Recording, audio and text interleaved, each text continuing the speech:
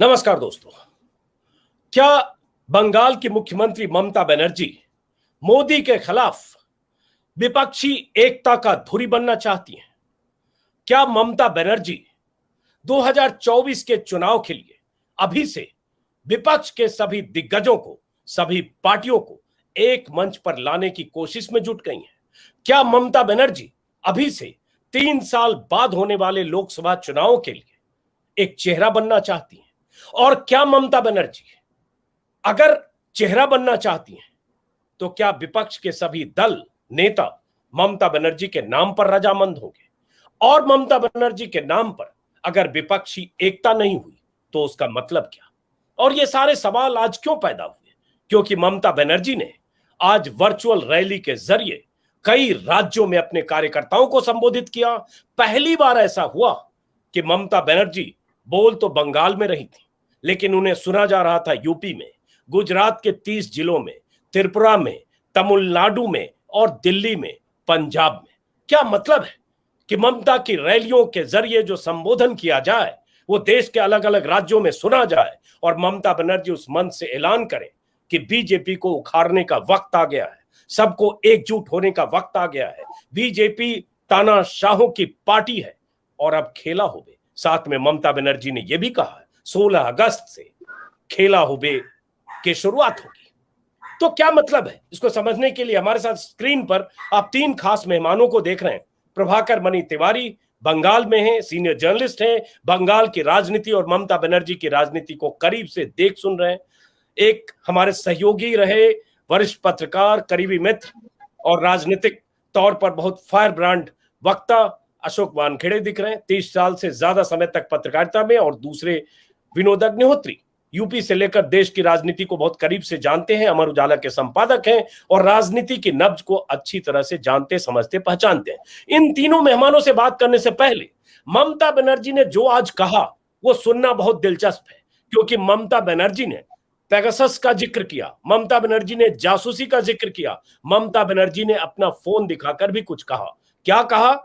एक एक बयान, 4 बयान सुनाऊंगा और उसके बाद इन मेहमानों से बात करूंगा, क्योंकि उससे पहले ममता बनर्जी को सुनना जरूरी है। सुनिए क्या कहा।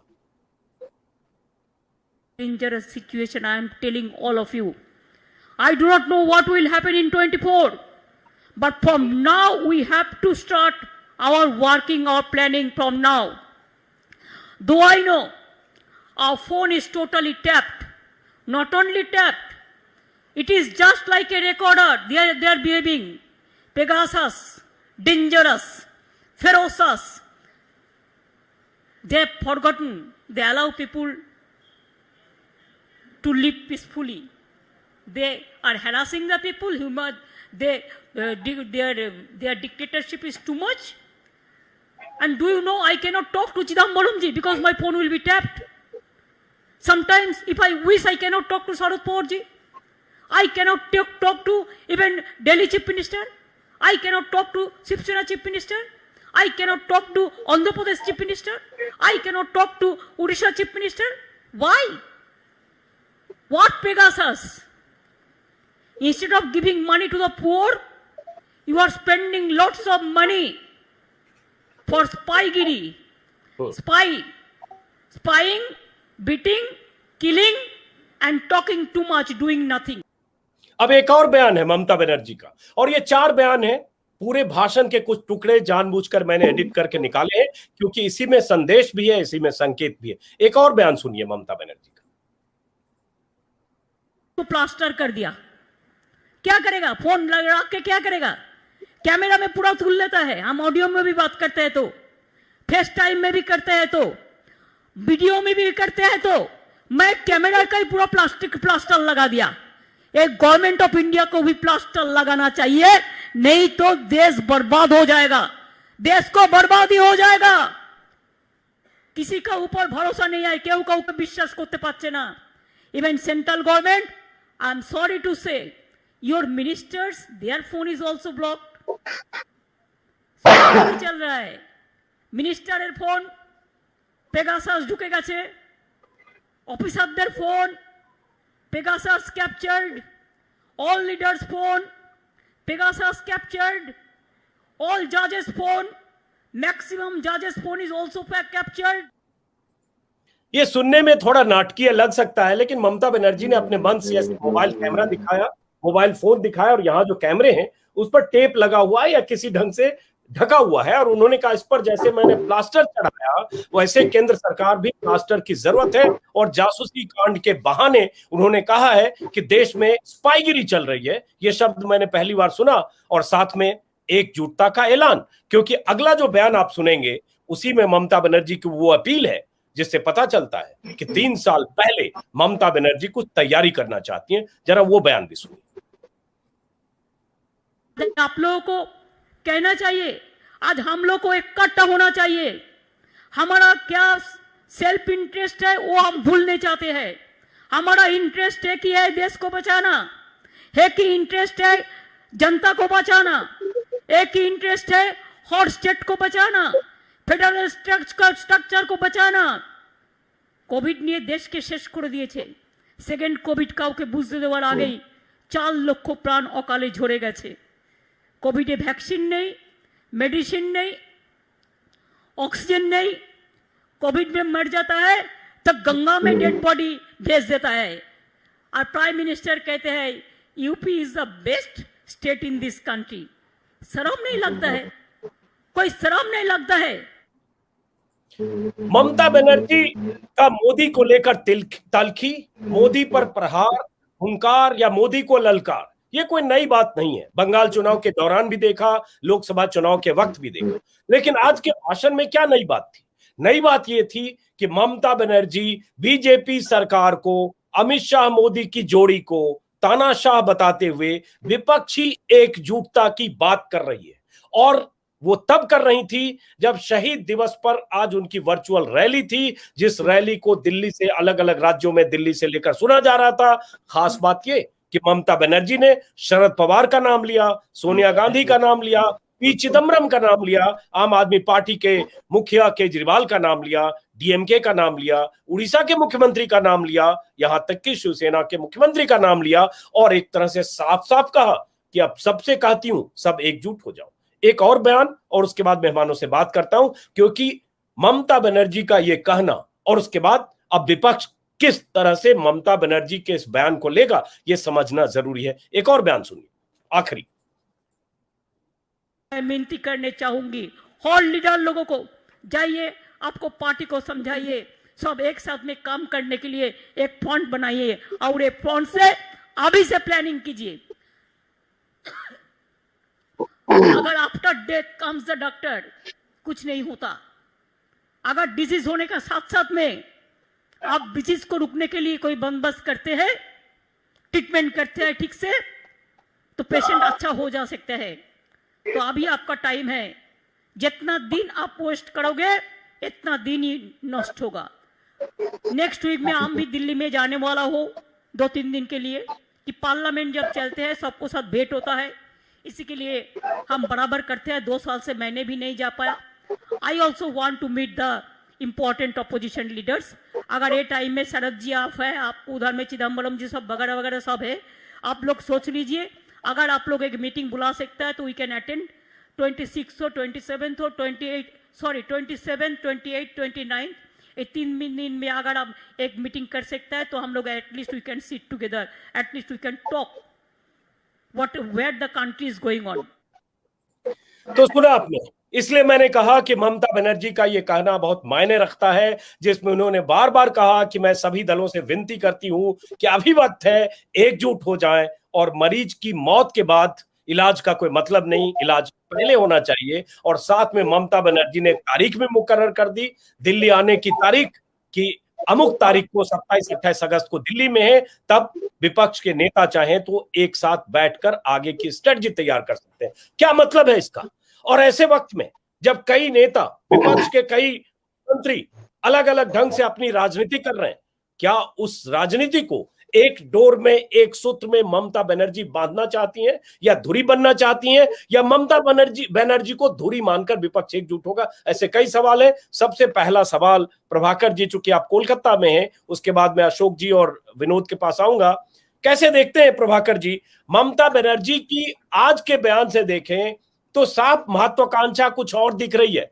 क्योंकि ये भी मैंने सुना और देखा कि बंगाल में जो पोस्टर कुछ लगे हैं जिसमें विधानसभा चुनाव के वक्त था बंगाल अपनी बेटी चाहता है, अब 2 दिन पहले से नया नारा है जिसे देश चाहता है। और उसके बाद मदन मित्रा का एक बयान भी देख रहा था जिसमें मदन मित्रा जो टीएमसी के खास नेता है ममता बनर्जी के, उन्होंने कहा 2024 में दिल्ली में ममता की सरकार होगी। क्या माना जाए इसको? जी, ये तो चुनाव के पहले हम लोग मान के चल रहे थे कि अगर टीएमसी सत्ता में लौटती है तीसरी बार तो ममता विपक्ष की धुरी बनकर उभरेंगी और विपक्ष का एक मजबूत चेहरा बनकर उभरेंगी। ठीक वही हो रहा है। ममता का मिशन 2024 कहें तो आज से ही शुरू हुआ, सही मायने में करीब 2.5 महीने बाद चुनाव जीतने के।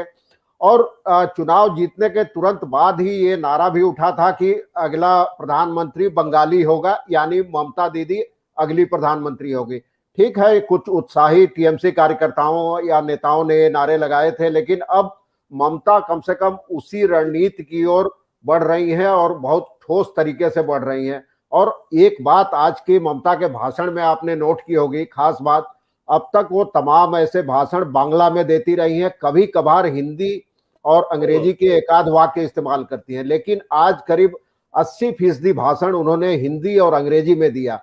इससे साफ है कि वो अपनी बात पूरे देश तक पहुंचाना चाहती थी। और कई शहरों में प्रसारण हो रहा था, सुदूर पूर्वी तट बंगाल से पश्चिमी गुजरात तक, यूपी के 8 जिलों में, गुजरात, दिल्ली, तो अपनी बात सही तरीके से टूटी फूटी हिंदी से ही, लेकिन लोगों तक, आम लोगों तक पहुंचाना चाहती थी।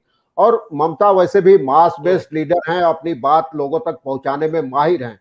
तो ये काफी अहम है और पहली बार हैट्रिक जीतने के बाद, बनाने के बाद पहली बार उन्होंने संबोधन किया और बीजेपी पर जिस आक्रामक तरीके से उन्होंने हमला किया, ऐसे हमले शायद उन्होंने विधानसभा चुनाव के दौरान भी नहीं किए थे। और क्या नहीं कहा, और सुप्रीम कोर्ट से भी अपील कर दी कि ये पेगासस मामले का संज्ञान लीजिए और एसआईटी गठन कीजिए आप लोग। और कई जजों के भी फोनों में ये स्पाईवेयर लगा है। और मोदी की भी आलोचना की, यूपी की सराहना करते हैं, शर्म नहीं आती है, लाशें बहकर बिहार बंगाल तक आ रही है, हम यहाँ अंतिम संस्कार कर रहे हैं। तो ममता ने एक बात साफ कर दी कि उनका निशाना 2024 है, उसके लिए 3 साल पहले से तैयारियों में जुट गई है पूरी ताकत के साथ। अब सवाल ये उठता है कि क्या ममता बनर्जी 3 साल पहले चुनाव 2024 के मई में होगा और अभी अगर वो साफ साफ करें, सोनिया गांधी, शरद पवार, चिदम्बरम, केजरीवाल, डीएमके, उड़ीसा के मुख्यमंत्री, इन सबको एक मंच पर लाना और कई तरह के कई शब्दों में पूरा भाषण मैंने सुना, और दिल्ली आने की तारीख, अशोक वानखेड़े आपके पास, उसके बाद विनोद जी के पास, क्या यह मुमकिन है? 3 साल बाद चुनाव है, अभी 6, 7, 8 महीने बाद यूपी, पंजाब, उत्तराखंड में चुनाव है, लेकिन ममता बनर्जी की इस अपील में आप कोई ऐसी गुंजाइश देखते हैं कि ममता बनर्जी के इर्द गिर्द कोई ऐसा विपक्षी एकता की धुरी ममता बनर्जी बने और कोई ऐसा मोर्चा बने, ऐसा दिखता है? या एक कोशिश है, ममता बनर्जी की महत्वाकांक्षा है, हो सकता है उन्होंने कहा और इससे कोई बात ना बने?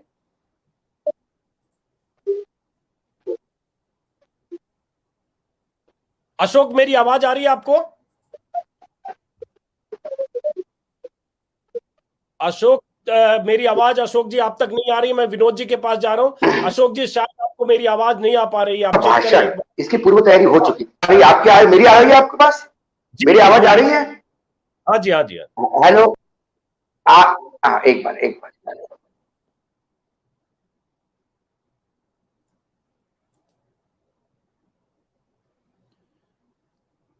अशोक जी, आपका फ्रीज हो रहा है, मैं आपके पास दोबारा आता हूं, तब तक विनोद जी से बात करते। विनोद जी, वही सवाल कि देखिए, विपक्षी एकता होगी, कोई एक धुरी होगा, कोई चेहरा होगा, कई महत्वाकांक्षी नेता भी हैं। अशोक, मैं आपके पास आता हूं, तब तक आप कैमरा ठीक करिए।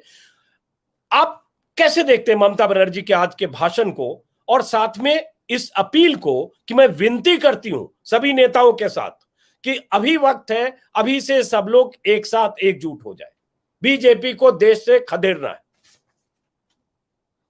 अजीत जी, मैं थोड़ा सा इतिहास में जाकर के फिर अपनी आपके सवाल का जवाब दूंगा। मुझे 3 घटनाएं याद आ रही इतिहास की। 1986 में देवीलाल हरियाणा के मुख्यमंत्री बन के इसी तरह जीत के आए थे और उसके बाद उन्होंने वहां से नारा गूंजा था कि ताऊ पूरा तोलेगा, लाल किले से बोलेगा, आपको याद होगा। और उसके बाद देवीलाल ने विपक्षियों को एकजुट करने का बीड़ा उठाया था और उसकी परिणति विश्वनाथ प्रताप सिंह के प्रधानमंत्री बनने के रूप में हुई थी। हालांकि देवीलाल को संसदीय दल का नेता चुन लिया गया था, बाद में उन्होंने अपनी पगड़ी उतार के वीपी सिंह के सिर पर रख दी थी। वो एक रणनीति थी, लेकिन उस पूरी सरकार की धुरी अगर कोई था तो चौधरी देवीलाल थे। उसके बाद 1996 की बात याद करिए, हरिकिशन सिंह सुरजीत के प्रयास से पूरा संयुक्त मोर्चा बनता है और प्रधानमंत्री कौन बने इस पर झगड़ा, पहले ज्योति बसु का नाम आता है, फिर वीपी सिंह का नाम आता है, और उसके बाद अचानक देवगौड़ा बन जाते हैं वो मुख्यमंत्री जो 4 महीने पहले मुख्यमंत्री बने थे, वो भी ऐसे ही कर्नाटक में जीते थे। और तीसरी घटना याद आती है 2012 की, कि नरेंद्र मोदी जब 2012 का चुनाव जीते तो उन्होंने अपने कार्यकर्ताओं को संबोधित किया। 2002 से लेकर के 2007 तक हर चुनाव के बाद, चाहे लोकसभा का हो चाहे विधानसभा का हो, नरेंद्र मोदी अपने कार्यकर्ताओं को गुजराती में संबोधित करते थे। लेकिन 2012 का चुनाव जीतने के बाद शाम को 5 बजे उन्होंने जो है हिंदी में संबोधित किया अपने कार्यकर्ताओं को, जो पूरे देश में प्रसारित हुआ। तो आज ममता बनर्जी अगर हिंदी और अंग्रेजी में, जैसे प्रभाकर जी कह रहे हैं 80% उन्होंने हिंदी और अंग्रेजी में बोला है, तो आप समझ सकते हैं आगे की योजना क्या है। एक मुख्यमंत्री ने एक मोर्चा बनवाया और एक को प्रधानमंत्री बनवाया, दूसरा मुख्यमंत्री अचानक प्रधानमंत्री बन गया और तीसरा मुख्यमंत्री खंबा ठोक के प्रधानमंत्री बना। अब चौथा मुख्यमंत्री जो है, जो चुनाव जीत कर आया है पश्चिम बंगाल से, उसकी बारी है।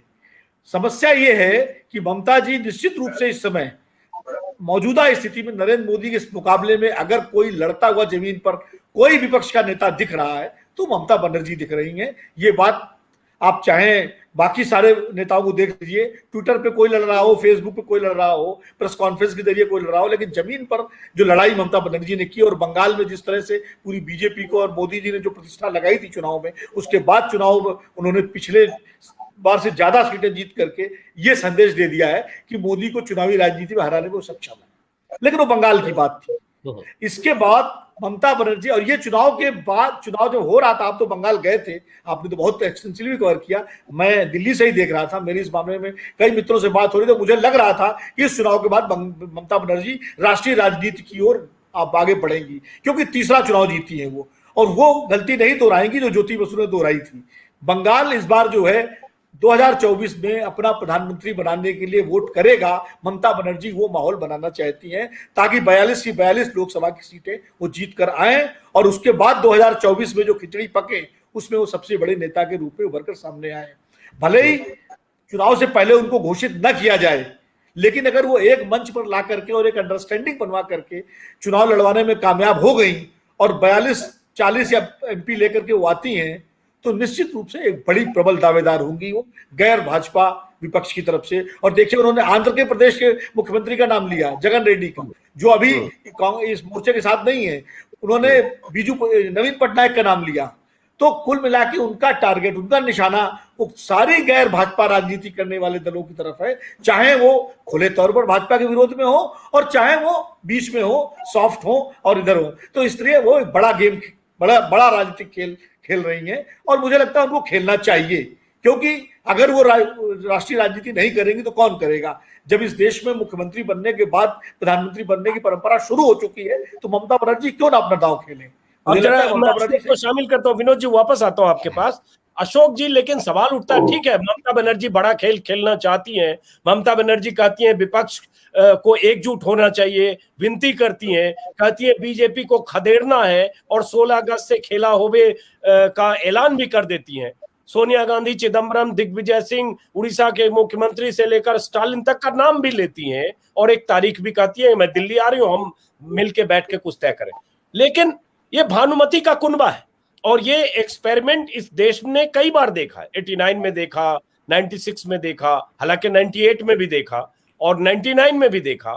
बीच बीच में कई बार कोशिशें और भी हुई, 2009 के चुनाव के वक्त भी हुई, 14 के वक्त भी हुई, बीच में भी हुई। क्या आपको लगता है विपक्ष के इतने नेता, जो जिसमें कई महत्वाकांक्षी हैं, शरद पवार की एक दमित महत्वाकांक्षा पिछले 22-23 सालों से है, बल्कि कहें तो 30 सालों से, और इतने प्रधानमंत्री के दावेदार विपक्ष में पहले से हैं, फिर ममता बनर्जी की इन अपीलों का कैसे असर देखते हैं अशोक आप?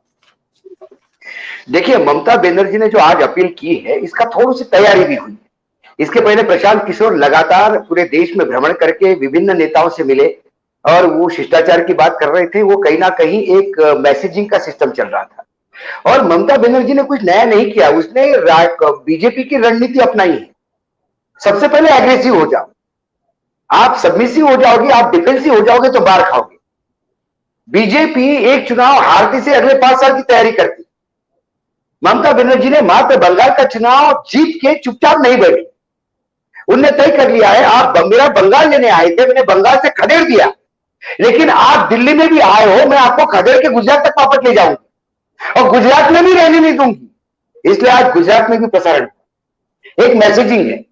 रही दूसरी बात, क्या वो प्रधानमंत्री बनती नहीं बनती, लेकिन आज के समय प्रधानमंत्री कौन होगा, इससे ज्यादा विपक्ष के नेताओं में आत्मविश्वास फूंकने की एक जरूरत है। हर एक को लगता है कि नरेंद्र मोदी और उसकी सरकार तमाम एजेंसियों का यूज करके कहीं हमको निपटा न दे।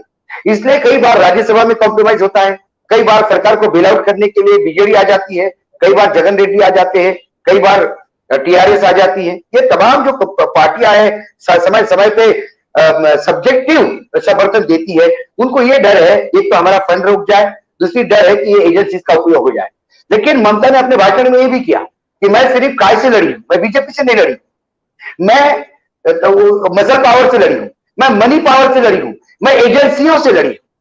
सारी दुनिया ने देख लिया कि कैसे एजेंसियों ने काम किया है और लगातार उसको कार्नर करने की कोशिश की है। उसने ये बता दिया दुनिया को, पूरे भारत के तमाम विपक्षी नेताओं को, कि एजेंसियों के डरने की जरूरत नहीं है, मसल पावर को डरने की जरूरत नहीं है। यदि आपने आपके जनमानस पर नियंत्रण रखा, आपके राज्य में आपने खेल कर दिया, तो आपको इसका दिल्ली का खेला करने में कोई तकलीफ नहीं होगी। सवाल है शरद पवार का, आपने नाम लिया, क्योंकि मैं महाराष्ट्र से आता हूं इसलिए मैंने कहा कि मैं इस पर टिप्पणी करूं। शरद पवार ने बहुत पहले अपने, जब शरद पवार प्रधानमंत्री बने करके बहुत सारे लोग कह रहे थे, तो शरद पवार ने कहा कि जब तक 48 के 48 सांसद मेरे पार्टी के नहीं होंगे महाराष्ट्र से, उसमें मुझे सोचना भी नहीं चाहिए, क्योंकि जब मेरे पास सांसद ही नहीं है तो प्रधानमंत्री पद के बारे में सोचना नहीं चाहिए। शरद पवार के साथ प्रॉब्लम है कि शरद पवार सबको चाहिए, लेकिन शरद पवार का विश्वास कोई नहीं रखता। शरद पवार वो सब्जी का नमक है, वो थोड़ा बहुत चल जाता है, ज्यादा चले तो सब्जी खराब हो जाती है। शरद पवार प्रधानमंत्री से 1 घंटा बात करते हैं, सब लोग ऑक्सीजन में आ जाते हैं। कई विपक्षी बड़े नेता पर्सनली बात करते समय कहते हैं कि शरद जी बहुत अच्छे हैं, सबके साथ व्यक्तिगत संबंध है, सबको एक कर सकते हैं, लेकिन शरद जी के नाम पे सब एक हो जाए ये मुश्किल है, क्योंकि शरद जी का विश्वसनीयता जो है वो 0 लेवल पे है। वो कब किसी के साथ चली जाए, कई बार बोल रहा हूं, महाराष्ट्र में कभी कांग्रेस को डुबाया, एक बार शिवसेना को डुबाया, एक बार बीजेपी को डुबाया। पिछले 5-7 साल में इन्होंने 3 पार्टियों को ठिकाने लगाया और आज तीनों पार्टियों में से 2 पार्टी उनके साथ सत्ता में है और 1 पार्टी उनको सदिच्छा भेंट करती रहती है, बार बार उनके पास जाती रहती है या उनको बुलाती रहती है। प्रश्न ये है, आज प्रधानमंत्री कौन होगा ये तय नहीं करना है, आज विपक्ष को ये ताकत देनी है कौन निकले। आज अखिलेश उत्तर प्रदेश में बाहर निकले, कई दिनों के बाद अखिलेश रास्ते पे आए, अखिलेश ने गए, उनका स्वागत हुआ, अखिलेश को देखने के लिए भीड़ लग गई, सुनने के लिए भीड़ लग गई। हो सकता है कल अखबार और चैनल कुछ नहीं दिखाए, लेकिन ये वस्तुस्थिति है। अखिलेश का बाहर निकलना, ये तमाम चीजें, ये जो विजय रथ था, एक जो मिथ था कि बीजेपी की ये जो जोड़ी है अमित शाह और नरेंद्र मोदी, ये जब हमला बोल देते हैं तो इनको कोई नहीं रोक सकता। और एक परसेप्शन बनाया गया था, उस परसेप्शन को पूरी तरह से नेस्तनाबूद किया ममता बनर्जी ने। इसलिए ममता बनर्जी जब बोलती है उसको ताकत मिलती है, उसको बल मिलता है। जो लोग थोड़ा आत्मविश्वास खो चुके हैं विपक्ष का, उनको इतना आत्मविश्वास मिलता है। आप ये मत सोचिए बीजेपी कि सिर्फ आपको विधानसभा जीतना है, आप लोकसभा में भी छेद करिए, इसको दिल्ली से वापस भेजिए, ये संदेश दिया। तो हो सकता है अगली बार ओडिशा में। अशोक, मैं काउंटर सवाल करता हूं, यही सवाल बाकी लोगों से भी, कि ठीक है ममता बनर्जी ने आज विपक्ष से अपील की, सारे नेताओं का नाम लिया, जासूसी कांड पर बहुत तल्खी से कहा, स्पाईगिरी कर रहे हैं, और आपको याद होगा पहले भी प्राइम मिनिस्टर पर हमले करते हुए बोली थी, मिस्टर मन की बात prime minister, mister silent prime minister, बहुत सारी चीजें वो कहती रही। आज ममता बनर्जी ने अगर सबको एकजुट लाने की बात की, उससे पहले सही है आपने कहा कि विपक्ष के कई नेताओं पर सरकार की एजेंसियां दबाव बनाती हैं, अखिलेश यादव पर भी, शरद पवार पर भी, अजीत पवार पर भी, और ये चुनाव के पहले बहुत तेजी से होती है, बंगाल में भी हुआ। लेकिन शायद ममता बनर्जी एकमात्र ऐसी नेता है जो विपक्ष में रहते हुए एजेंसियों से नहीं डरी और टकराती रही, बोलती रही, और उसके बाद 211 सीट पिछली बार का आंकड़ा था उसको पार करके इस बार आई। लेकिन उससे बड़ा सवाल है अशोक, क्या ममता बनर्जी के इर्द गिर्द ये मोर्चेबंदी हो सकती है? क्योंकि विपक्ष के नेताओं की महत्वाकांक्षाओं की टकराहट का इतिहास भी हमने 25-30 साल में देखा, पीछे चले जाए तो 77 में बनते बिगड़ते देखा। मैं एक विश्लेषक के तौर पर बोलता हूं, मोदी से मुकाबले के लिए 3 साल पहले ममता बनर्जी का ये कहना कि अभी से एकजुट हो जाओ मायने तो रखता है, लेकिन आपको लगता है कि वाकई ऐसी एकजुटता होगी? क्योंकि इनमें से कई के 36 के रिश्ते हैं, कांग्रेस से ममता बनर्जी के और भी किसी से दूसरे की महत्वाकांक्षाएं भी। देखिए, ये पिरामिड बनाने का प्रोसेस चल रहा है, अभी तो बेस बन रहा है चौड़ा, और ये ऊपर जाते जाते 2024 तक के ऊपर तक जाएगा, तब पता पड़ेगा ऊपर कौन होगा। लेकिन ऊपर कौन होगा इसकी लड़ाई आज होगी तो ये बेस ही नहीं बनेगा। उन्होंने ये नहीं कहा कि मुझे नेतृत्व दो, मैं आ रही हूं। उसने कहा कि आप अपने अपने राज्य में खेला करो, आपने अपने राज्यों में खेला करोगे तो आप दिल्ली में खेला हो जाएगा। ये अपने विपक्षी तमाम लोगों को ताकत देने का प्रयास है, और ये बात तय है कि ये पूरे विपक्ष की जब वोट बनेगी, पूरा विपक्ष का जब गठबंधन होगा तो जिसकी सीटें ज्यादा होगी, जिसके साथ ज्यादा लोग होंगे, वो कोई ना कोई प्राइम मिनिस्टर बनेगा। हमने देखा, हो सकता है सरकार 2 साल के लिए, सरकार 1.5 साल के लिए नहीं, लेकिन इस मोदी के खिलाफ कोई खड़ा ही नहीं हो सकता। ये जो बात थी, सबसे बड़ी जो कांग्रेस पार्टी है वो मरणासन्न स्थिति में है, और रोज ऑक्सीजन लेवल उनका बिल्कुल नीचे जा रहा है, वो कोई ऊपर आने की स्थिति में दिख नहीं रही। ऐसे में क्या देश कांग्रेस डूब रही है करके इसी पार्टी को अपने सर पे लेके क्या एक पार्टी सिस्टम पे चले, या फिर क्षेत्रीय क्षेत्र जो है वो अपनी मजबूती करे? जब क्षेत्रीय क्षेत्र अपनी मजबूती करेगा तो कहीं ना कहीं ये बात होगी, ये और ये होती आ रही है। हमारे यहाँ पुराना इतिहास, पानीपत से लेकर तमाम इतिहास देखा जाए तो ऐसे ही इकट्ठा होकर लड़े थे, और ऐसे ही लड़ाई में कहीं ना कहीं इसका नतीजा निकलेगा। लेकिन आज हम ये बात तो कम से कम ममता को दो कि ममता ने खुल के ललकारा है, ममता ने सबको बोला है कि आप चिंता न करो, सर्वोच्च न्यायालय को अपील की है, और ममता ने ये जासूसी कांड का जिस हिसाब से यूज किया है लोगों तक पहुंचाने में, क्योंकि आज ही प्रधानमंत्री ने अपने सांसदों को कहा कि ये जासूसी कांड की सच्चाई सब लोगों को बताओ, ये बताओ कि ये कितना झूठ फैला रहे। लेकिन अब सांसदों का प्रॉब्लम यह है कि ये झूठ को सच कैसा बताएं, क्योंकि सवाल जब जनता के पास है तो उसका जवाब इनके पास नहीं। तो उन्होंने तो अपने मन की बात कही कि प्रधानमंत्री हमेशा बोलने की मशीन है, बीजेपी के पास बोलने की मशीन है। जो अरे बाबा, संसद में बेशर्मी से कहा देती हो कि ऑक्सीजन से मौतें नहीं हुई और हवाला राज्य सरकारों की देती हो, तो भाई 12 से ज्यादा 14-15 राज्यों में बीजेपी की सरकारें हैं, कर्नाटक, गोवा, यूपी में इस सरकार की बेशर्मी का अजीत भाई, अब कोई 2 बड़े पीएचडी वाले झूठ बोलने वाले गुजरात से आए और वो तमाम लोगों के बीच में अब ये सिखा रहे हैं अपने सांसदों को तो झूठ कैसा बोलना, इस सच्चाई का सामना झूठ से कैसा करना, ये उन्होंने बताने का प्रयास किया। लेकिन अब ऐसा है कि एक गोल्ड मेडलिस्ट टीचर जब पढ़ाता है, ये जरूरी नहीं सारे विद्यार्थी उतने जैसे ही शातिर हो, उसको भी कई कमजोरी तो होती है। लेकिन सवाल है कि आज एक बड़े प्लेटफॉर्म पे पूरे अक्रॉस द नेशन ममता ने एक मैसेज दिया और बीजेपी को यह बताया कि आप इस मुगालते में मत रहिए कि मैं बंगाल जीतने के बाद चुप रहूंगी। आपने मेरे बंगाल पे हमला बोल दिया, मैं आपको गुजरात में भी जीने नहीं दूंगी। ये जो मैसेज है, ये ताकत है, ये ताकत कल बीजेडी को भी मिलेगी। ये ताकत इसमें बीजेडी भी सोच सकता है, इसमें उद्धव ठाकरे भी सोच सकता है, इसमें स्टैलिन भी सोच सकता है, ये तमाम लोग सोच रहे हैं। और आपने कहा कि ममता ने एजेंसी से नहीं डरा, एक और नेता है शरद पवार, चाहे उसको मैंने अभी कहा कि उसका विश्वास नेता नहीं है, लेकिन एक कीड़ी की नोटिस ने। एक सेकंड रुकिए, विनोद जी के पास जाने से पहले, चूंकि शरद पवार का नाम लिया, शरद पवार की विश्वसनीयता पर बहुत सवाल है अशोक जी। किसान कानून को लेकर शरद पवार का स्टैंड पहले 3 महीने पहले और शरद पवार का स्टैंड बीते 15 दिन पहले, शरद पवार बहुत डोल ड्रम में कई बार उनकी चीजें, उनकी राजनीति दिखती है, तो इसलिए उस पर अब बात करेंगे तो भटकेंगे। नहीं, बात उन पे नहीं कर रहा हूं मैं विश्वास नहीं, भी बात नहीं कर रहा हूं। लेकिन शरद पवार की एक बात मानी है, शरद पवार को जब ईडी का नोटिस मिला तो शरद पवार ने उसका हथियार करके यूज किया और अपनी सीटें बढ़वाई। जिस शरद पवार को 10 से 15 सीटें नहीं मिल रही थी वो 55 पे पहुंच गए। सिर्फ ईडी के नोटिस पे। तो ये भी एक उदाहरण है। सही बात है। चलिए विनोद जी को शामिल करते हैं। विनोद जी, जैसे जिक्र प्रशांत किशोर का आया, और प्रशांत किशोर ममता बनर्जी के रणनीतिकार, सलाहकार, जो भी कहें, स्ट्रेटजिस्ट, और प्रशांत किशोर की बहुत सारे नेताओं से मुलाकात, जिसमें शरद पवार से भी मुलाकात थी। तो ये जो कुछ हो रहा है विपक्ष के नेताओं से की कोशिश, उसी में प्रशांत किशोर का एक ये भी बयान था कि बिना कांग्रेस के कुछ नहीं हो सकता। और अब सवाल उठता है, ममता बनर्जी अगर कहती हैं कि विपक्ष के सारे लोग एकजुट हो जाएं, और ये भी कहती है बंगाल में बड़ी रैली करेंगे, जो पहले एक बार कर भी चुकी है, क्या आपको लगता है कि कांग्रेस और ममता बनर्जी के बीच कोई तालमेल जैसी स्थिति बन सकती है? ये अलग बात है कि बंगाल में कांग्रेस की कोई हैसियत नहीं है। बंगाल में कांग्रेस की हैसियत नहीं है, इसीलिए तालमेल की स्थिति ज्यादा बन सकती है। अगर हैसियत होती तो तालमेल की स्थिति बनने में मुश्किल आती। झगड़ा कहाँ होता है?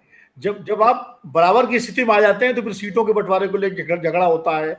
अब तो लोग बंगाल में स्थिति ये है कि जो ममता बनर्जी दे देंगी, अगर गठबंधन बनता है 2 सीटें, 3 सीटें, 4 सीटें, कांग्रेस को मानना पड़ेगा, जैसे उत्तर प्रदेश में मान जाते हैं जब वो सपा बसपा के साथ जाते हैं।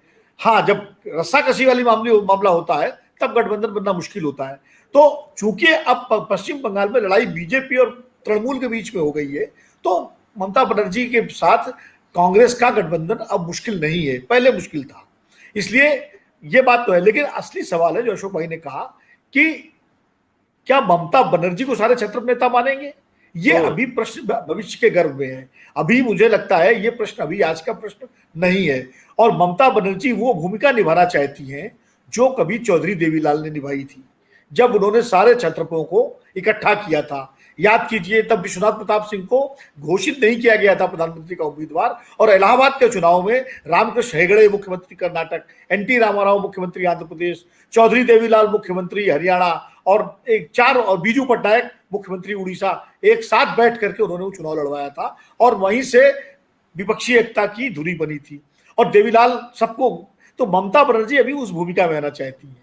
वो चाहती हैं, चूंकि वो जीत के आई हैं, वो अभी उन्होंने एक तरह से भाजपा के खिलाफ, नरेंद्र मोदी के खिलाफ वो विजय का प्रतीक बन गई हैं। वो अभी घूमेगी पूरा देश और वो सबको इकट्ठा करेंगी। पहले इकट्ठे तो हो, पहले एक साथ तो बैठो, बातचीत तो करो। पहले कांग्रेस और अरविंद केजरीवाल आमने सामने तो बैठे एक साथ, जगन रेड्डी और कांग्रेस एक साथ तो बैठे, चंद्रबाबू नायडू तो बैठे, तो पहले तो मिल तो ले। वो है ना, रिश्ते ही रिश्ते, पहले मिल तो ले पाठक जी से। तो शादी वादी तो बाद में होगी। तो अभी ममता जी उस भूमिका में है कि मिल तो ले। तो जैसे उन्होंने कहा 27, 28, 29 को मैं आ रही हूँ, तो अब ये पहला टेस्ट होगा कि क्या उनकी इस अपील को दूसरे विपक्ष के नेता मानेंगे, और क्या ममता बनर्जी दिल्ली में कोई इस तरह की बैठक करने में कामयाब होगी। अगर होती है तो ये बड़ी और पहली सफलता होगी, और ये शुरुआत होगी। और देखिए अभी समय लगेगा। अभी उत्तर प्रदेश में देखिए, कोई सपा बसपा अलग अलग लड़ेंगे, कांग्रेस भी अलग लड़ेगी, तो अभी, लेकिन उसमें जो विजयी होगा, जो अशोक भाई ने कहा, जो छत्रप जीत के निकलेगा उसकी भूमिका बढ़ जाएगी, वो फिर जो है उसका एक बड़ा पार्ट होगा। फिर तो अभी छत्रपों का मनोबल बढ़ाने की जरूरत है, जो बिल्कुल जैसा कि कोई ईडी से डरा हुआ है, कोई सीबीआई से डरा हुआ है, कोई वैसे ही डरा हुआ है, तो उनका मनोबल बढ़ाने का काम ममता बनर्जी ने आज से शुरू किया है कि भाई आप लोग निकलो, जैसे मैं लड़ी हूं वैसे आगे लड़ो। और इसका असर जो 5 राज्यों के चुनाव होने वाले हैं, पंजाब के, उत्तराखंड के, गोवा के और मणिपुर के, इन राज्यों में दिखाई पड़ेगा। अब देखिएगा कि ममता बनर्जी जो है क्या उत्तर प्रदेश में क्या। विनोद जी बीच में बोल रहा हूं, उसके बाद प्रभाकर जी आपके पास आ रहा हूं। इन राज्यों में कैसे दिखाई पड़ेगा ममता बनर्जी का असर? कोई बंगाल से बाहर पंजाब यूपी में तो नहीं है। अलग बात है कि आज पंजाब यूपी गुजरात में भी उनकी वर्चुअल रैली को लाइव दिखाया गया, लेकिन यूपी में जैसा कि आपने भी कहा, हमने भी देखा है कि पीछे चुनाव में बीएसपी और सपा साथ लड़े, इस बार नहीं लड़ेंगे। जब साथ लड़े तब भी कुछ नहीं हुआ, इसके पहले कांग्रेस के साथ लड़े। यूपी को लड़कों का साथ पसंद है और क्या हुआ देखा। वैसे ही पंजाब में, तो इस विपक्षी एकजुटता की अपील का इस 8 महीने बाद होने वाले चुनाव में कोई गुंजाइश कहां दिखती है उत्तराखंड, यूपी और पंजाब में? देखिए, ममता बनर्जी ने उत्तर प्रदेश में अपनी प्राथमिकताएं आज जता दी है। आज की उनकी वर्चुअल रैली में बीएसपी का कोई नेता नहीं था, मिश्रा जी नहीं थे, कोई नहीं था। समाजवादी पार्टी से जया बच्चन भी थी और रामगोपाल यादव भी थे। तो यानी उत्तर प्रदेश में समाजवादी पार्टी उनकी प्राथमिकता है। कांग्रेस से चिदम्बरम थे और एक और नेता थे, तो कांग्रेस भी उसमें रहेगी। कांग्रेस बड़ी प्लेयर नहीं है यूपी में। सपा तो उत्तर हाँ, दिग्विजय सिंह भी थे। तो उत्तर प्रदेश में उन्होंने मान लिया है समाजवादी पार्टी, और समाजवादी पार्टी ने बंगाल में उनका समर्थन भी किया था, जया बच्चन गई थी। तो उत्तर प्रदेश में क्लियर है। कांग्रेस पंजाब में लड़ रही है, उत्तराखंड में लड़ रही है, वहां कोई झगड़ा नहीं है। तो वो चाहती है इन सब राज्यों में बीजेपी, ममता बनर्जी ये चाहती है इन 5 राज्यों में बीजेपी हारे। अगर उत्तर प्रदेश में अखिलेश हरा सकते हैं तो वो हराए, पंजाब और उत्तराखंड और गोवा में कांग्रेस हरा सकती है तो कांग्रेस हराए, उसके बाद फिर बैठ के बात करेंगे। इसी तरह जब आगे चुनाव आएंगे गुजरात में और हिमाचल प्रदेश में, तो वहां ममता बनर्जी चाहेंगी। तो ममता बनर्जी बेसिकली वो मॉरल, इन चुनाव में मॉरल सपोर्ट देंगी विपक्ष को, जो विपक्ष जीतने की स्थिति में होगा। तो वो एक तरह से बड़ी दीदी की भूमिका में आ रही है। दीदी वो दीदी वाली दीदी नहीं, बड़ी दीदी, जैसे घरों में एक बड़ी बहन होती है ना, तो अब वो बंगाल से निकल के बड़ी दीदी जो है सारे भाइयों को इकट्ठा करने की भूमिका में आ रही है। और मुझे लगता है अभी शुरुआत इकट्ठा करने की है। नेता कौन होगा ये तो 2022 और 2023 के चुनाव के बाद तय होगा, और हो सकता है चुनाव के बाद तय हो, लोकसभा चुनाव के बाद। हाँ, जैसे हुआ था भाई 96 आप सबने देखा था। 96 में किसे पता था कि देवेगौड़ा बन जाएंगे, और देवेगौड़ा हट के गुजराल बन जाएंगे। दोनों करिश्मा था अपने आप में ना, जैसे बन गए। अब इतने और वो भी तभी हुआ था विनोद जी, जब कई महत्वाकांक्षी नेताओं की का टकराव हो गया था, लालू यादव से लेकर मुलायम सिंह यादव, कई लोगों की दावेदारी थी, तो ब्लैक हॉर्स सामने आया। तो चलिए अभी 3 साल है चुनाव में, लेकिन अभी अगर हम विपक्षी उस एकजुटता की बात करें जिसका जिक्र ममता ने किया, और कहीं न कहीं ये लोगों को लगता है विपक्ष के नेताओं को कि अगर एकजुट नहीं हुए तो 2 चुनाव हारे, 14 और 19, 24 भी हारेंगे। तो इसलिए ममता बनर्जी ने खास बात ये कही कि मरीज के डेथ के बाद किसी तरह के इलाज और तैयारी का कोई मतलब नहीं होता, पहले करने की जरूरत है और अभी से करो। ये उन्होंने घुमा फिराकर 3 बार बोला। प्रभाकर जी आपके पास आ रहा हूं। बंगाल में अभी ममता बनर्जी को बाय इलेक्शन जीतना है, 4 नवंबर आखिरी तारीख है, तब तक उनको विधानसभा का सदस्य बनना है 6 महीने के भीतर, अन्यथा उनको मुख्यमंत्री पद से भी इस्तीफा देना पड़ेगा। इस बीच टीएमसी में कुछ नेताओं की आमद भी हुई है। इस बीच नए नारे, नए पोस्टर के साथ ममता बनर्जी की आज की अपील और महत्वाकांक्षा।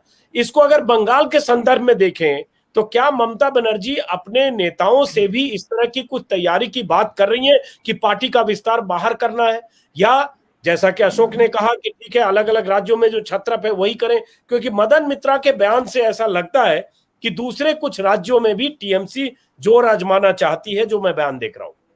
हाँ, वो तो ममता ने शपथ जब लिया था राजभवन में, हम लोग थे उस दिन ही कहा था कि पार्टी बंगाल तो हो गया, बंगाल से बाहर प्रसार करेगी अपना, और मजबूत कदम। तो उनका इशारा था पहले तो यूपी की ओर, जहां जिन राज्यों में चुनाव होने हैं।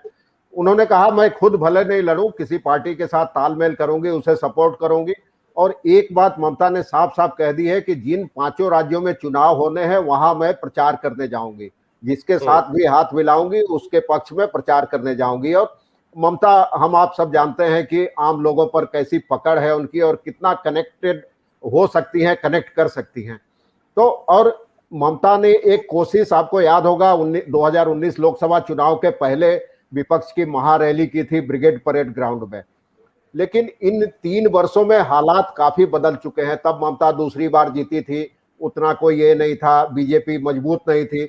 इस बार पहली बार, अजित जी आप भी थे, हमने भी देखा किस तरह बीजेपी ने अपनी पूरी मशीनरी, पूरी केंद्र सरकार, तमाम मुख्यमंत्री, ताकत, ईडी एजेंसी, सीबीआई झोंक दिया था। नंदीग्राम में वो हेलीपैड का नजारा आपको याद होगा, जब सैकड़ों महिलाएं और बीजेपी के कमल छाप साड़ी और पुरुष जितने लड़के थे मोदी की टी-शर्ट, तस्वीर वाली टी-शर्ट पहने घूम रहे थे। तो इससे अंदाजा लगता है वो महज एक इलाका था। तो सोचिए 294 इलाकों में, कितने गांव में कितना पैसा खर्च हुआ। इनको हरा देने के बाद ममता की छवि निश्चित तौर पर बहुत मजबूत हुई है। 3 साल पहले के मुकाबले ये छवि उनकी मजबूत है, और आज की अपील को उसी से जोड़कर देखा जाना चाहिए। तो मुझे लगता है अब उनकी इस अपील का असर होगा, और अपनी पार्टी में भी वो इस बात पर चर्चा कर रही हैं, और कई जगह अपने पांव फैलाने की बातें कर रही है, उत्तराखंड से यूपी तक, पंजाब तक। खासकर यूपी और पंजाब तो उन्होंने खुद कहा कि मैं जाऊंगी वहां प्रचार करूंगी। अब किस पार्टी के पक्ष में या विपक्ष में ये नहीं कहा, जिससे जहां मन मिलता है, तालमेल होता है, उसके प्रचार करेंगे। तो अब ममता की हालत पहले के मुकाबले इतनी मजबूत है कि मुझे नहीं लगता विपक्ष की दलों के जो बाकी छत्रप हैं उनको भी उनकी बात सुनना उनके लिए भी मजबूरी है, क्योंकि ममता ने अकेले जता दिया है कि वो खुद अमित शाह और मोदी और उनकी पूरी ताकत का अकेले सामना कर सकती हैं और हरा भी सकती हैं। एक छोटा सा जवाब और उसके बाद अशोक जी आऊंगा कि अगर ममता बनर्जी की पार्टी ने कहा कि 16 अगस्त से खेला होवे की शुरुआत करेंगे, तो ये क्या है, क्या स्ट्रेटजी है? थोड़ा मैं समझने की कोशिश करना चाहता हूँ, समझना चाहता हूँ। ये दरअसल है खेला होवे, आप जानते हैं नारा दिया था ममता ने, आज भी उन्होंने कहा कि एक बार तो मैंने खेला होवे करके दिखा दिया, अब पूरे राज्य में, हर राज्य में खेला होवे। उन्होंने कहा खेला होवे दिवस मनाया जाएगा, 16 अगस्त को हर साल बंगाल में खेला होवे दिवस मनाया जाएगा। पिछले हफ्ते भी कहा था कि खेला होवे दिवस, तारीख का ऐलान आज किया उन्होंने कि खेला होवे दिवस, ये जो स्लोगन था वो अब पूरी तरह आधिकारिक हो गया है और पूरे राज्य में सरकारी तौर पर खेला होवे दिवस मनाया जाएगा। और उन्होंने कहा इसी तर्ज पे पूरे देश में हर राज्य में खेला होना चाहिए, तभी दिल्ली का खेल होगा। और एक बात और उन्होंने मार्के की कही कि अगर बीजेपी को नहीं भगाया तो देश नहीं बचेगा, और अगर हम एकजुट नहीं हुए तो देश के लोग हमें कभी माफ नहीं करेंगे इस गलती के लिए। हाँ, एक बड़ी बात, सही कहा आपने, एक बड़ी बात जिस ढंग से ममता बनर्जी ने की, जिसमें बीजेपी को डेमोक्रेसी के लिए खतरा बताया कि 2024 में डेमोक्रेसी क्या होगी, डेमोक्रेसी का क्या हाल होगा नहीं कह सकते। जासूसी कांड में जज से लेकर विपक्ष के नेताओं की जासूसी हो रही है और बहुत दिलचस्प ढंग से उन्होंने फोन पर प्लास्टर करके भी दिखाया, और साथ में कि मैं किसी मुख्यमंत्री से नहीं बात कर सकती, मुझे लगता है कि कहीं सुना न जा रहा हो। लेकिन अशोक, ये सवाल है कि ममता बनर्जी जिस तेवर और तलखी के साथ, जिस हुंकार और ललकार के साथ बीजेपी के प्रति हमलावर होकर खदेड़ने की, लड़ने की या मुकाबला करने का ऐलान करती हैं, वो तलखी क्या यूपी में विपक्ष के नेता के तौर पर अखिलेश यादव में दिखती है? मायावती तो डोलड्रम में कई बार के बयान को देखेंगे तो बिटवीन द लाइंस कई बार समझ में नहीं आता कि कांग्रेस के प्रति ज्यादा तलखी है, बीजेपी के प्रति ज्यादा नरमी है। लेकिन वो तेवर बाकी विपक्ष के नेताओं में अगर नहीं दिखता है तो इसको कैसे देखें? देखिए, दो बातें हैं। ममता बनर्जी अखिलेश यादव नहीं हो सकते, अखिलेश यादव लालू यादव नहीं हो सकते, और लालू यादव उद्धव ठाकरे नहीं हो सकते। अपने हर एक की पर्सनैलिटी होती है, हर एक का राज्य है, हर एक की राज्य की तासीर अलग है राजनीति की। लेकिन एक बात आप मानिए कि ममता बनर्जी ये पूरे देश में एक ब्रांड हो गई। जैसा एक जमाने में लालू यादव के बारे में ये था कि लालू यादव देश के किसी भी राज्य में चले जाए तो उनको देखने और सुनने के लिए लाखों की भीड़ आ जाती, क्योंकि उनका एक ब्रांड था। आज ममता को बीजेपी ने एक ब्रांड बना दिया, उसके साथ इतने व्यक्तिगत हमले किए, दीदी और दीदी कहना, और एक आज इस देश के तमाम महिलाओं के पास एक अपने नजदीकी एक महिलाओं से उनका सीधा रिश्ता बनता है। यदि कल उत्तर प्रदेश में वो आके सिर्फ एक ही ऐलान करती है कि आप इनको क्यों डरे हुए हैं। अभी आज उत्तर प्रदेश के किसी प्रोग्राम में बैठा था, उन्होंने कहा कि यहाँ लोग डरे हुए हैं, यहाँ लोग बोलते नहीं, लोगों को लगता है बोलने से जेल में जाना पड़ेगा, एक आतंक के साए में जी रहे हैं। उन लोगों के मन का डर निकालना हो। कल यदि ममता ने खुला आके वहां पे प्रचार किया, सब कुछ समाजवादी पार्टी के प्रेवेंट में भी पता किया, वो अपने टूटी फूटी हिंदी में भी बोलेगी, अंग्रेजी में भी बोलेगी, तो वो तमाम महिलाओं को अपील करेगी कि मैं हूं, मेरे पे हमला बोला है, मातृशक्ति पे हमला बोला है, स्त्री शक्ति पे हमला बोला है, दुर्गा का रूप लेके आई। यदि ये राम का नाम लेते हैं तो मैं दुर्गा का रूप लेके आई। ये खदेड़ो इन नकली हिंदुओं को, और ये हिंदू जो तुम पे अत्याचार करते हैं, ये एग्रेशन यदि वो देती है तो उस एग्रेशन से जो थोड़ी बहुत कमी होगी अखिलेश में, वो भर के आएगी। उसका महिला होना, महिला मतदाताओं का लगातार, और अजीत जी ये सबसे पहले आपने, मैं कई चैनलों पे बोल चुका हूं कि मैं बंगाल गया नहीं, लेकिन मुझे जो एक महत्वपूर्ण फीडबैक जो अजीत जी से मिला था कि अकराध पार्टी लाइन महिलाओं का वोटिंग वन साइडेड ममता के लिए जा रहा है। उसी दिन ममता की जीत करीब करीब फाइनल हो गई थी, और उसी दिन मैंने कहा था कि अब ममता की, और मैंने अजीत को कोट भी किया। तो ये जो है मातृशक्ति, यदि उसने वो एंगल यूपी में डाल दिया, पिछली बार ट्रिपल तलाक की वजह से यूपी में बीजेपी को दबा के वोट मिला था महिलाओं का, मुस्लिम महिलाओं का भी मिला था। आज यदि उसी महिलाओं ने साड़ी खींचने वाली, यदि उसने कहा कि ये लोग तुम्हारी साड़ी खींचते हैं, ये लोग तुम्हारा वस्त्र हरण करते हैं, ये दीदी आई है, शेर है, ये शेरनी आई है, मैं दिखाता हूं कैसी साड़ी खींचती है, इससे एक अपील होगा। इससे मतदाता जो डरा हुआ मतदाता है उसको बल मिलता है। यही काम जो अभी कह रहे थे हमारे मित्र, वो वही काम कर रही है। अभी तो सब में हिम्मत फूकने की जरूरत है। अभी तो 2024 बहुत दूर है, लेकिन आज ही तुम में हिम्मत नहीं है, आज ही तुम हाथ पैर फुला के बैठ गए तो फिर 2024 की लड़ाई नहीं होगी। आज यदि तुमने सर उठा के बोलना शुरू कर दिया, ये बोलने की हिम्मत ममता ने दी है। और ये जो खेला होवे, अब ये हर राज्य में बोला जाएगा। खेला होवे ये हर राज्य में बोला जाता है, अब एक वाक्प्रचार हो गया है, ये बंगाली शब्द है, लेकिन अब मराठी में भी यूज होता है। मराठी में जिला परिषद पे भी बोलते हैं, खेला हो गए देख लेना मर जाएगा तू। तो ये जो खेला हो गया है ये अब यूनिवर्सल हो गया है। धन्यवाद बीजेपी को, उन्होंने इन बंगाली शब्दों को पूरे हिंदुस्तान में ले आए हैं। और ये ममता की हुंकार बीजेपी को अस्वस्थ कर देगी। बीजेपी झूठ बोलेगी, कल बीजेपी की तरफ से बहुत बयान आएंगे, ममता को बोलेंगे और ममता पहले वही सवाल उठाएगी बीजेपी तो आज आपने उठाया। बीजेपी कहेगी पहले ये तय तो करे इनका प्राइम मिनिस्टर को, हमारा तो है, लेकिन इसमें लोग नहीं आएंगे। लोग कहेंगे पहले इनको जिंदा होने दो। एक बार ये जिंदा हो गए, यदि सारे क्षेत्र पे एक हो गए।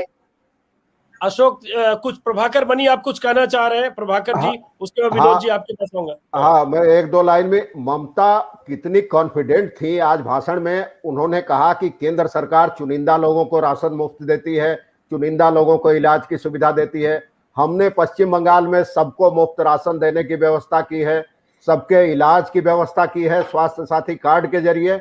और 2024 में हम केंद्र की सत्ता में आए तो पूरे देश के लोगों को मुफ्त राशन और मुफ्त इलाज की सुविधा दी जाएगी। इतनी कॉन्फिडेंट है ज्यादा। उन्होंने साफ ऐलान कर दिया कि 2024 में हमारी सरकार बनी तो पूरे देश के लोगों को मुफ्त राशन और मुफ्त इलाज की व्यवस्था की जाएगी। चुनिंदा इस तबके के कोई भेदभाव नहीं होगा जैसे बंगाल में होता है। और उन्होंने और एक बात कही कि बंगाल ही और तृणमूल कांग्रेस ही देश में नई सुबह ले आएगी, नई भोर ले आएगी। विनोद जी, आपसे क्लोज करूंगा। एक सवाल, अगर ऐसे देखें, चूंकि आप 30-35 साल से राजनीति को देखते रहे, अगर 77 में जिस ढंग से विपक्षी एकता हुई, वो वक्त अलग था, दौर अलग था, जेपी थे, इमरजेंसी के खिलाफ विपक्ष की एकजुटता थी, जनसंघ से लेकर जनता पार्टी और अलग अलग धुरी और सोच के नेता चंद्रशेखर से लेकर चरण सिंह मुरारजी तक। लेकिन उसके बाद अगर देखें 89 में लेफ्ट राइट एक साथ, बीच में बीपी सिंह, उसके बाद देखें 96 में, 98 में, 99 में। मैं सिर्फ ये कहना चाह रहा हूं, वो हर बार जो विपक्षी एकता हुई या जो 24 दलों का गठबंधन बना, 98 में चाहे 96 में, वो सब कुछ चुनाव के पहले कुछ चुनाव के बाद कई बार जोड़ तोड़ करके कुनबा बनाया गया कि ये प्रधानमंत्री बन जाए क्योंकि इन्हें रोकना है, जो 96 में भी हुआ। वाजपेयी 13 दिन के बाद इस्तीफा दिए।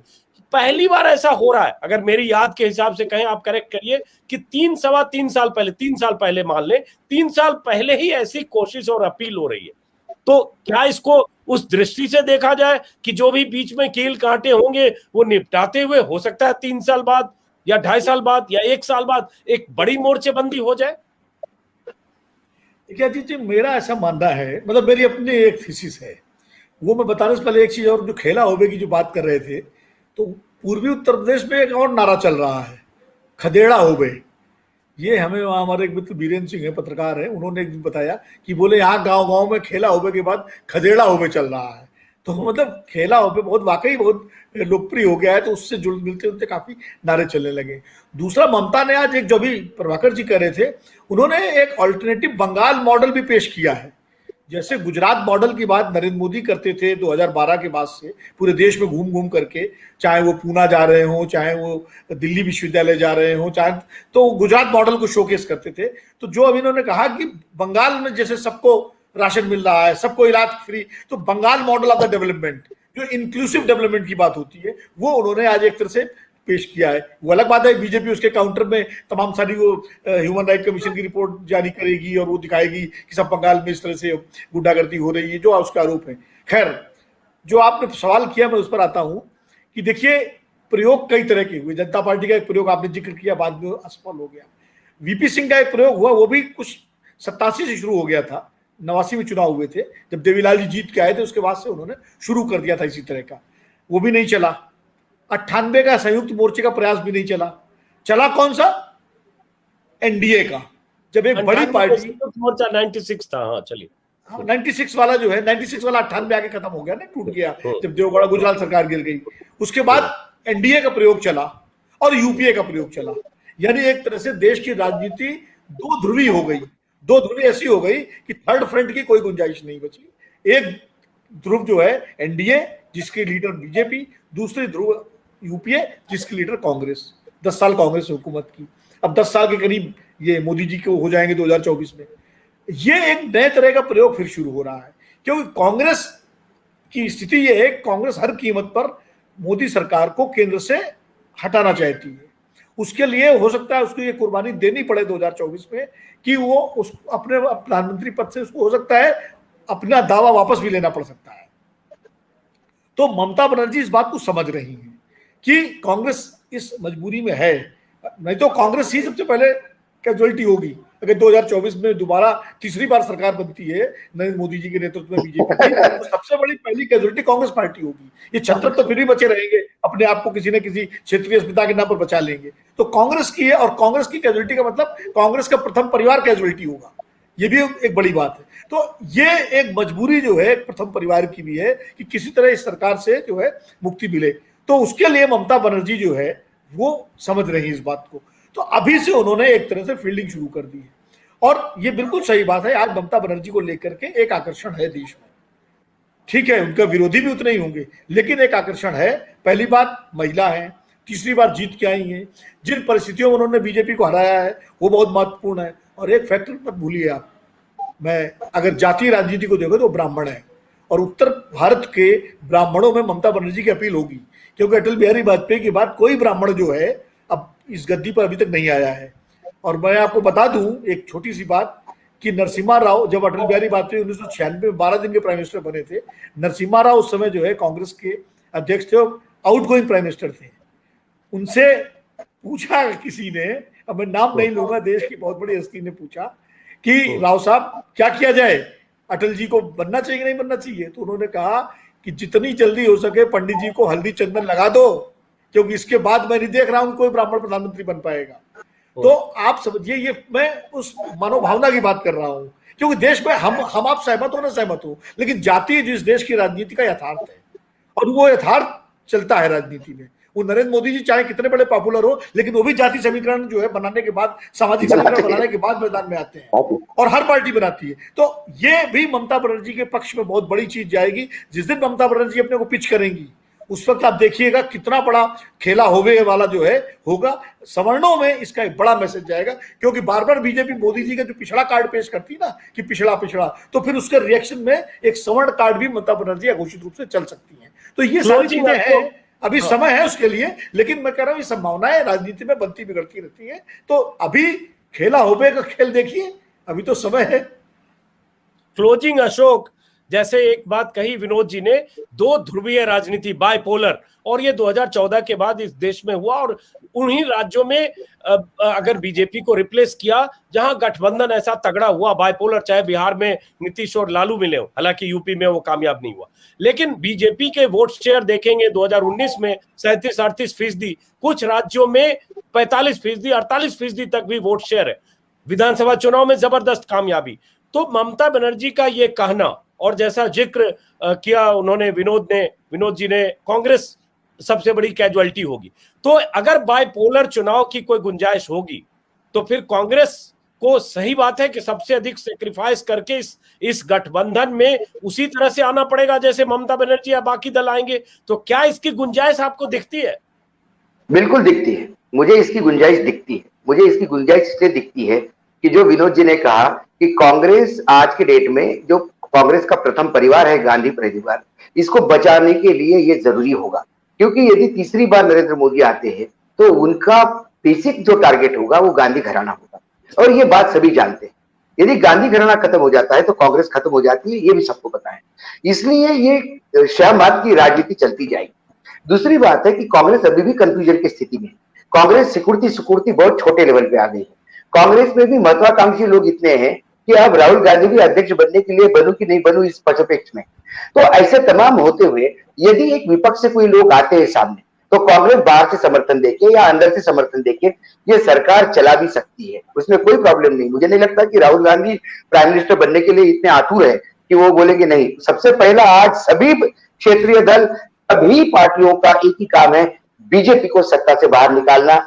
इसलिए क्योंकि ईडी, इनकम टैक्स, स्पाइंग, ये जो तमाम असंवैधानिक जो काम हो रहे हैं ये सरकार कर रही है, और ये कहीं ना कहीं तानाशाही की ओर ले रही है। ये देश किसी तानाशाह के हाथ में जाए, इसके पहले एक नए एक्सपेरिमेंट के तहत इस देश को लोकतंत्र स्थापित करना जरूरी है। इसलिए ये सब लोग इकट्ठा आ रहे हैं, लोग भी समझ रहे हैं, जनता भी समझ रही है। एक जननायक की जरूरत थी, और जननायक विजय से निकलता है।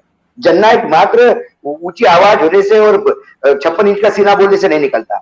नरेंद्र मोदी इसलिए जननायक बने कि 3 बार गुजरात में जीते, और ये तो विपरीत परिस्थिति में जीती। गुजरात से डबल है बंगाल। गुजरात देखा जाए तो विधानसभा के हिसाब से डबल है बंगाल गुजरात से। तो इतने बड़े राज्य में तीसरी बार विजय, मैसिव विजय, तीसरी बार विजय तो नरेंद्र मोदी ने भी जो देखा है 120 से 90 पे आ गए थे, 100 से नीचे आ गए। ममता ने तो अपना आंकड़ा, ममता ने अपना आंकड़ा बताया, मोदी ने 300 का आंकड़ा भी दूसरी बार पार किया। पार किया नहीं, पार किया। तब कौन छत्रपति सामने कौन था? कांग्रेस थी जो मरणासन स्थिति में थी। आज सभी लोग पीड़ित है। आज इनकैम्बेंसी भी है, अलग अलग राज्यों में भी इनकैम्बेंसी है। आज उत्तर प्रदेश में 73 सीट मिलने की स्थिति नहीं है। तब अखिलेश की सरकार की इनकैम्बेंसी थी जो 73 सीटें ले गया। आज की स्थिति क्या है? आज योगी का जो मिसरूल यहाँ हुआ है और जो लोग प्रताड़ित हुए हैं और जो लोग आतंकित है, क्या वो लोग आज उतनी सीटें देंगे? नरेंद्र मोदी ये भी जानते हैं, इसलिए वो बंगाल पे बोल रहे थे, क्योंकि उनको लगा बंगाल की बिहार की या यूपी की भरपाई बंगाल में हो। बंगाल में ममता ने रास्ता देख लिया। अब वो लगातार महाराष्ट्र की तरफ देख रहे हैं, क्योंकि 48 सीटें वहां हैं। कभी वो ठाकरे को पुचकारते हैं, कभी वो शरद पवार को पुचकारते हैं। शरद पवार, हमेशा कहता हूं मैं, राइट हैंड को मालूम नहीं लेफ्ट हैंड क्या करता है। लेकिन ममता की हुंकार, ममता के आज के सामने आना और ममता का खेला होबे ये बोलना, क्योंकि बाकी लोग खेला होबे बोलते हैं, खुद का खेला हो जाता है। ममता खेला होबे बोलती है, वो खेला करती है। वो खेला दिल्ली की ओर होगा कि नहीं, शुरुआत तो है, शुरुआत तो है। इसकी परिणति क्या होगी किसी को नहीं पता। मैं आप सभी मेहमानों को रोकता हूं। करीब करीब 1 घंटे हमने बात की। चुनाव में अभी करीब करीब 3 साल बाकी हैं, 2024 के चुनाव की बात करें तो। लेकिन उससे पहले ममता बनर्जी का आज का ऐलान, विपक्ष के नेताओं को एकजुट करने की कोशिश और ये विनती कि अभी वक्त है आप सब एक साथ हो। और ममता बनर्जी का ये कहना कि अगस्त के आखिरी सप्ताह में मैं दिल्ली आ रही हूं, बैठकर तय करें। अब देखना है कि अगस्त के आखिरी सप्ताह में ममता बनर्जी के साथ कांग्रेस, केजरीवाल या दूसरे दलों के नेता, टीएमसी या बाकी दलों के साथ कोई ऐसी बातचीत होती है जिसमें किसी ऐसे मोर्चेबंदी की गुंजाइश दिखती है। उस पर नजर होगी। फिलहाल आप सभी मेहमानों का बहुत बहुत शुक्रिया। मुलाकात होगी फिर किसी बहस में, किसी और मुद्दे पर। नमस्कार।